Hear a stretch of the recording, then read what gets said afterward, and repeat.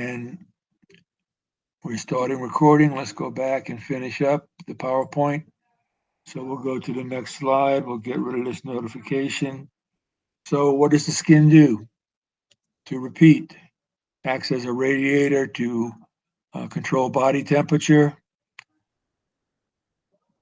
The heat being delivered in blood vessels in the dermis is also allowed to radiate from the blood vessels and into the through the dermis, and that heat is carried into the epidermis and is evaporatively cooled. So the epidermis and dermis will be cooled by the evaporation of sweat or perspiration. We're not going to worry about the nails. You can look at the pictures if you want. And anytime there's a attack on the dermis and epidermis, blood increases, flow to that site.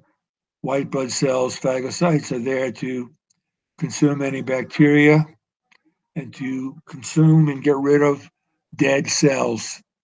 A scab forms, cell division takes place to make completely build the scab, and there couldn't be a scar.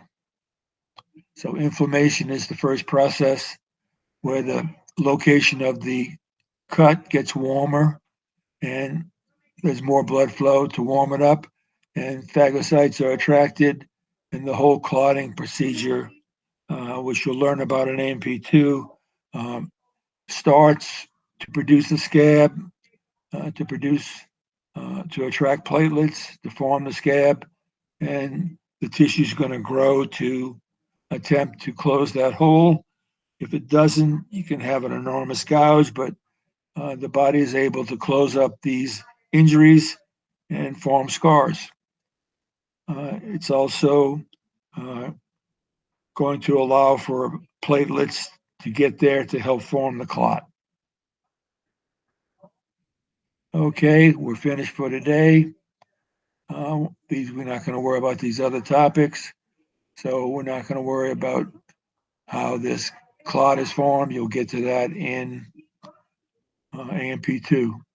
So let's go back to the Google Meet. Let's turn off the